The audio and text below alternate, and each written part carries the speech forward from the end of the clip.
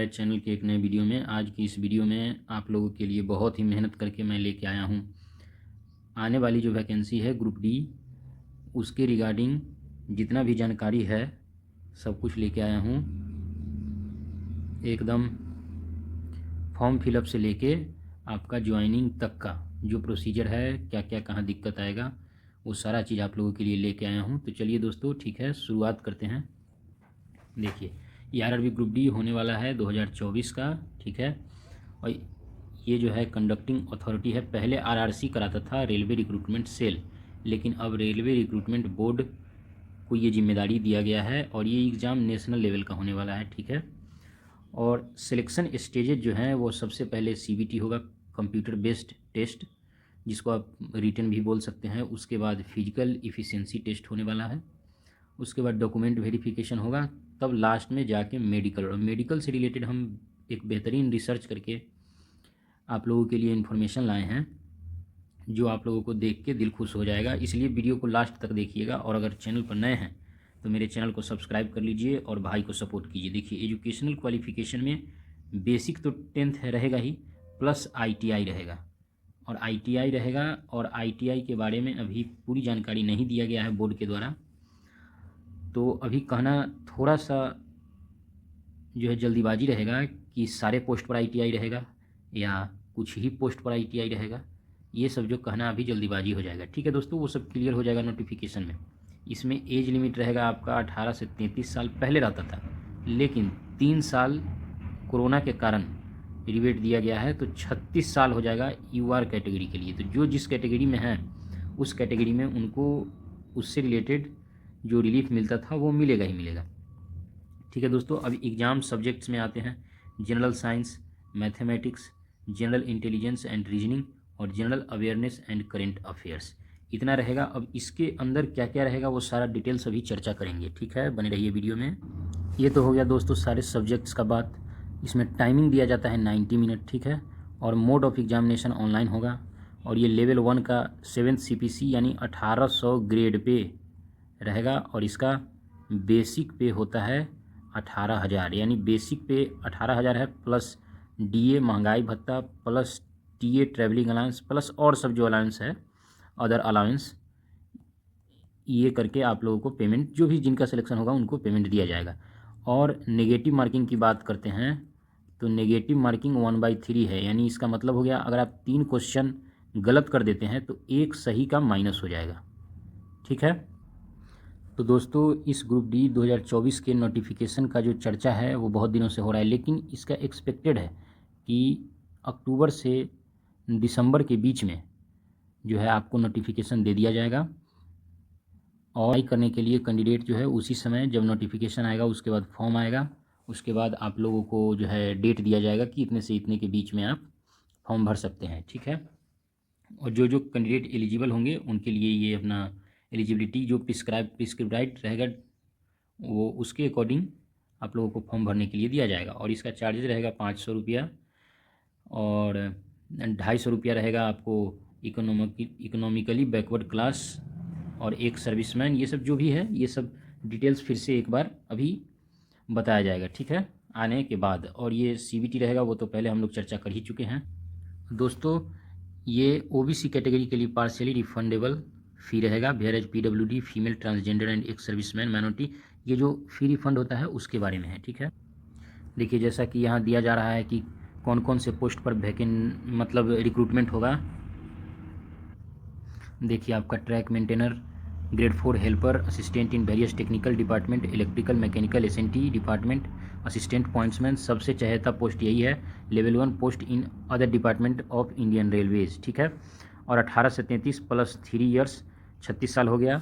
उसके बाद देखिए एक और information, national apprenticeship certificate NSC granted by national council of vocational training, यानी ये जो आपका रेलवे से जो अप्रेंटिस किए हैं अदर जोन का निकलते रहता है, फॉर्म भर के जो है अप्लाई करने पर उसमें होता है, ठीक है। और 10th and ITI eligible for examination selection of RRB group D, ये हो गया 10th प्लस ITI होना चाहिए। अब दोस्तों बात करते हैं सिलेबस का। देखिए, 90 मिनट रहेगा, आपको समय दिया जाएगा और 100 क्वेश्चन रहेगा। 100 क्वेश्चन में से जनरल साइंस का 25 क्वेश्चन, मैथ का 25 question, general intelligence and reasoning का 30 क्वेश्चन और current affairs and general awareness का 20 क्वेश्चन। और नेगेटिव मार्किंग फिर से कह रहे हैं दोस्तों कि 1/3 रहेगा, यानी अगर आप कोई 3 गलत कर देता है तो एक जो है सही वाला वो माइनस हो जाएगा।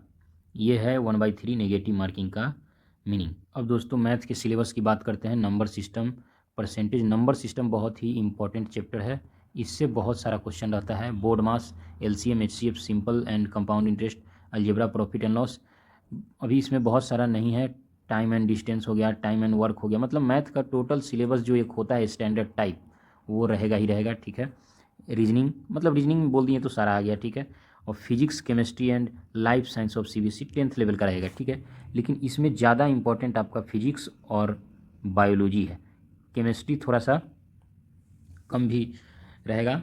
और करंट अफेयर्स आप लोग देख ही रहे हैं। करंट अफेयर्स में एक चीज़ हम कहना चाहेंगे, आप लोग इन्वायरमेंट से रिलेटेड और प्राइम मिनिस्टर जो अदर कंट्री विजिट करते हैं उससे रिलेटेड और इकोनॉमिक पॉलिटिक्स, ये सब जो है एकदम most important current affairs topic है, जो एकदम आपको जो है डेली रूटीन से गुजरते हुए आप लोगों को पता चलेगा और उससे रिलेटेड क्वेश्चन रहेगा, लेकिन थोड़ा सा डीप रहेगा, ठीक है।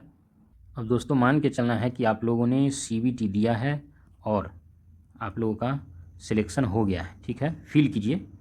तो उसके बाद फिजिकल का क्या स्टैंडर्ड रहेगा और फिजिकल स्टैंडर्ड क्या क्या लड़के लोगों के लिए, क्या क्या लड़की लोगों के लिए रहेगा, उस पर चर्चा करते हैं। देखिए, पहला तो होता है जाते के साथ आपको 35 kg वेट ऑफ का जो है बालू रखा रहता है बोरी में, सीमेंट का बोरी रहता है उसमें 35 kg रखा रहता है। और वो 100 मीटर जो है आपको 2 मिनट के अंदर में 100 मीटर 2 मिनट के अंदर में आपको जाके वहाँ से रखना होता है। हमारे साथ क्या हुआ था कि 50 मीटर का था, पटना में 50 मीटर जाना था, 50 मीटर आना था, और जहाँ से आप जा रहे हैं बालू का बोरी लेके वहीं पर लाके फिर रखना था। ये हो गया लड़कों के लिए। और लड़की के लिए 20 kg है, वही 2 मिनट में 100 मीटर का डिस्टेंस ही रहेगा, उनका भी वही है, जहाँ से लेके गए वहाँ पे लाके रखना है।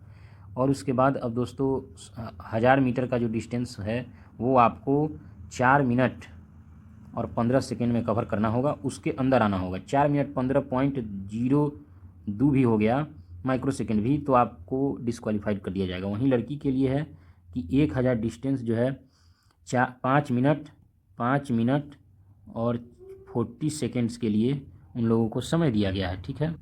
अब जब फिजिकल कैटेगरी आप लोग पास कर लीजिएगा दोस्तों, तो देखिए कौन कौन से पोस्ट पे और कौन कौन से डिपार्टमेंट में आप लोगों का रिक्रूटमेंट होगा। जैसे कि असिस्टेंट वर्कशॉप, ये मैकेनिकल कैटेगरी के अंदर में आता है। असिस्टेंट ब्रिज के पास जो स्टाफ रहता है देख रेख करने के लिए, वो इंजीनियरिंग डिपार्टमेंट में आता है।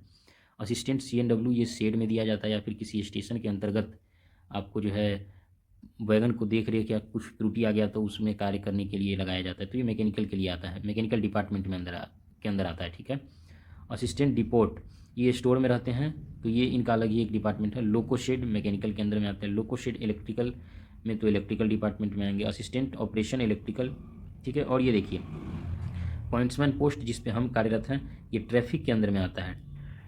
ये पोस्ट सबसे चहेता और सबसे इम्पोर्टेंट है, क्योंकि इसमें ऐसा कहा जाता है कि प्रमोशन जल्दी हो जाता है, ठीक है। ये आपका पॉइंट्समैन हो गया। उसके बाद असिस्टेंट SNT टेलीकॉम, पॉइंट्समैन से रिलेटेड आपको जो भी कुछ है कि उनका काम क्या होता है, तो मेरे वीडियो पर जाके देख सकते हैं। हम ढेर सारा वीडियो इंजन जोड़ने काटने ये सब का डाल चुके हैं ब्लॉगिंग टाइप में, और जाके देख सकते हैं, आप लोगों के लिए उपलब्ध है।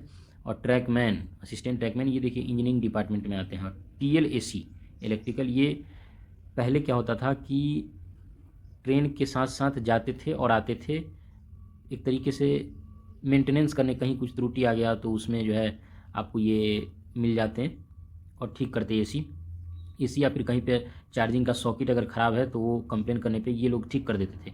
लेकिन अब थोड़ा सा बदलाव करके वहाँ पे प्राइवेट स्टाफ लगा दिया गया है। और देखिए असिस्टेंट TLAC वर्कशॉप में उनका भी यही काम है। और TRD ये एक अलग डिपार्टमेंट है, जो आपका ऊपर का OHE जो होता है जिससे करंट सप्लाई होता है, वो उसका मेंटेनेंस करते हैं। असिस्टेंट वर्क्स इंजीनियरिंग के डिपार्टमेंट के अंदर में आता है, ये तो ठीक ही है। हॉस्पिटल असिस्टेंट, देखिए इसमें केवल 10th ही रहने वाला है एलिजिबिलिटी। और ट्रैक मेंटेनर ग्रेड 4, इस पोस्ट के बारे में तो आप लोगों को जानकारी होगा ही दोस्तों। अब दोस्तों बात करते हैं कि किस पोस्ट पे मतलब सबसे उससे पहले बात करते हैं कि क्या क्या मेडिकल स्टैंडर्ड है जिसके अकॉर्डिंग आप लोगों को पोस्ट दिया जा सकता है। जैसे सबसे टफ होता है मेडिकल स्टैंडर्ड A2। देखिए ये ग्रुप डी पोस्ट का सबसे मतलब जो कहिए कि टफ मेडिकल है और मार्जिन ऑफ एरर बहुत कम है। देखिए पॉइंट्समैन में यही चाहिए, पॉइंट्समैन के लिए यही मेडिकल कैटेगरी होना चाहिए। डिस्टेंट विजन 6/9 होना चाहिए without glass. No fogging test नहीं होता, कुहासा का टेस्ट नहीं होता इसमें। Near vision 0.6 without glasses and must pass test for colour vision. Colour vision का टेस्ट जो है मस्ट पास होना चाहिए।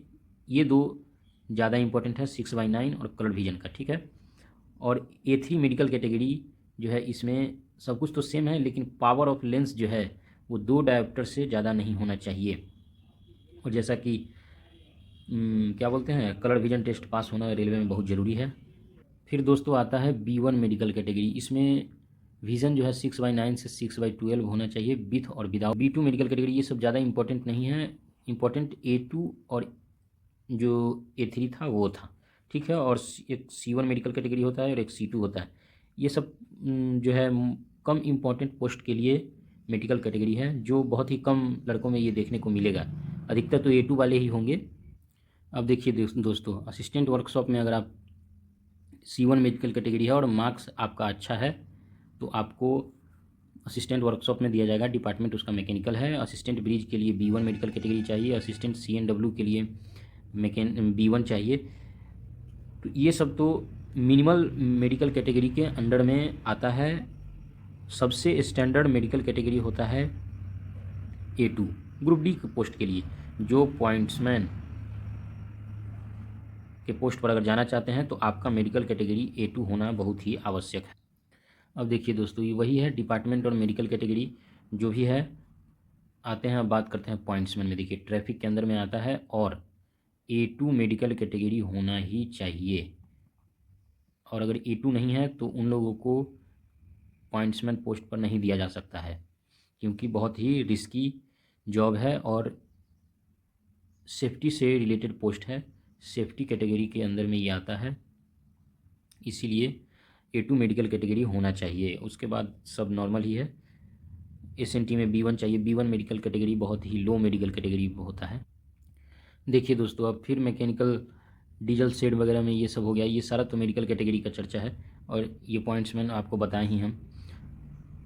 मेडिकल हो जाने के बाद आप लोगों को उसके बाद जिसका जो कैटेगरी में मेडिकल रहेगा पोस्ट अलॉट कर दिया जाएगा और उसके बाद जो है आप लोगों को ज्वाइनिंग लेटर भेज दिया जाएगा। और ज्वाइनिंग लेटर में जो भी उसमें सिग्नेचर मोहर वगैरह कराने के लिए रहता है वो सब उसमें स्पेसिफाई करके दिया जाएगा।